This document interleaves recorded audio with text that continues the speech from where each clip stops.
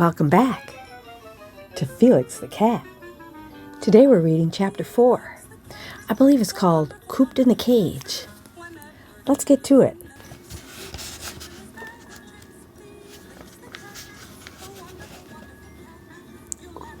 Cooped in a cage.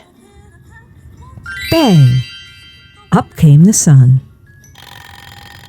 Off went the alarm. Ho-hum! Yawned Felix, and sat up in the big armchair. He put out his paws in a wide stretch. Oh, gosh darn! Here comes another day to be blue in, he muttered discontentedly. Just another day to be blue in.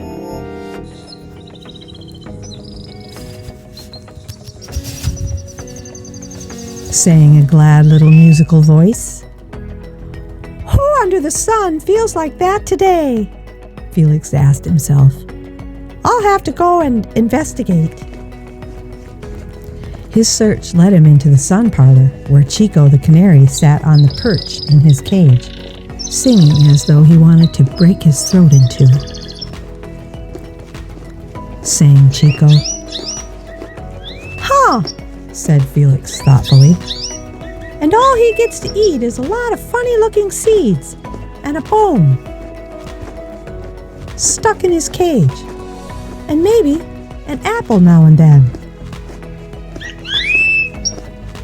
Asked Chico. Yes, chirp, said Felix. Chico opened his beak again and let out another flood of music. By golly, Felix decided. That canary has the right idea. Start the day with a song. Out of the house and down the road marched Felix, still in deep thought. It's a mystery what that bird has to sing about, all cooped up, a prisoner in a cage, he muttered to himself as he went. Who, me? Asked Ronnie Rooster. No, not you, Felix told him. Yours isn't a song. It's only a doodle-doo. Besides, you're not caged up. I mean the canary. On and on went Felix until he came to a fence. There sat Caw, the big black crow. Felix looked at the crow, and the crow looked back at Felix. Caw!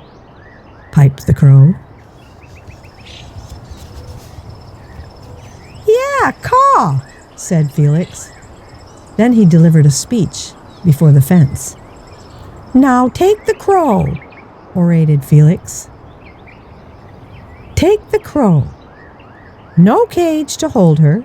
Free. Everything to be happy over. And yet she won't sing. What's the answer? Caw! Piped the crow again. Bah! Grunted Felix. That's no answer. In deeper thought, his paws behind his back, he trudged along.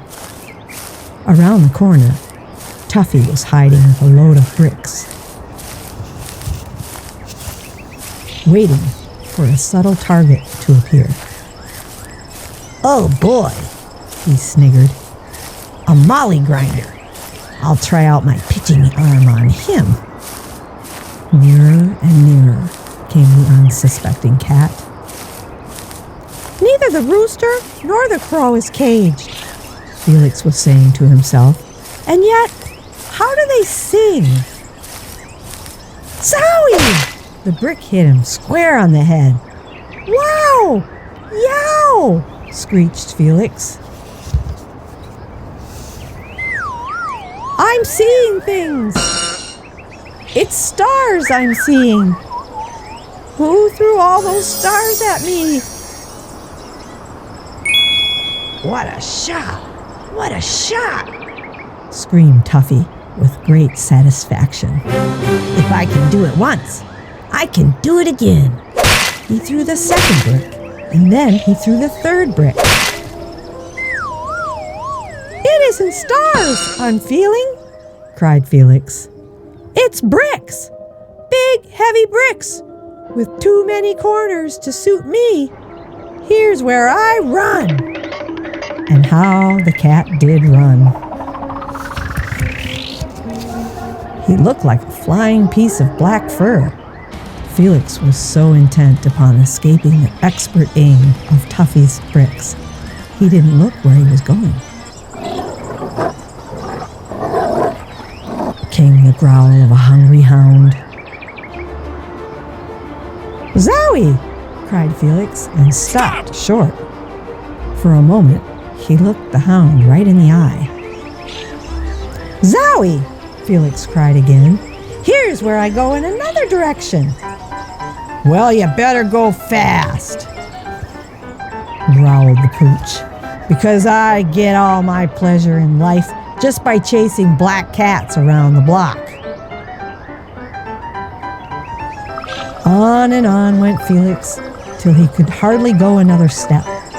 Then he spied an open doorway and went inside.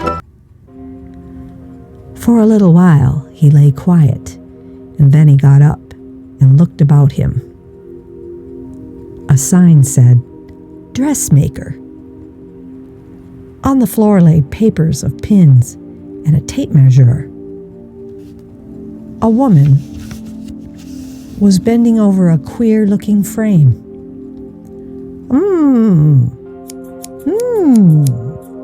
Muttered the woman, her mouth full of pins. "I guess she's a dressmaker," thought Felix. But what caught his eye was the funny-looking wire frame. "That's what I need in my business," Felix said happily. "And she has one to spare." When the cat came out of the dressmaker's shop, he came out inside the wire frame. The hungry hound and Tuffy were waiting for him. Felix passed by them bravely. The hound tried to reach Felix with his big paws, but it was no use. The wire frame made too good a protection. "Come out and let me at ya," growled the hound. "Can't touch me," laughed Felix. Tuffy threw brick after brick, but they bounded harmlessly against the wire frame. "Ah, rats!" grumbled Tuffy in disgust, and left Felix to go on his way unmolested. "Tra-la-la-la-la," sang Felix. "I've got the canary slant now. La-di-da. I'm safe in my cage, and boy, do I feel like singing." That's the end of chapter 4. Next, chapter 5, Getting Their Goat. I wonder what this little story will be about. Felix the cat, the wonderful, wonderful cat. Whenever he gets in a fix, he reaches into his bag. I hope you enjoyed chapter 4. Please join me again for chapter 5. So much your sides will ache, your heart will go pit-a-pat, watching Felix, the wonderful cat. See you next time.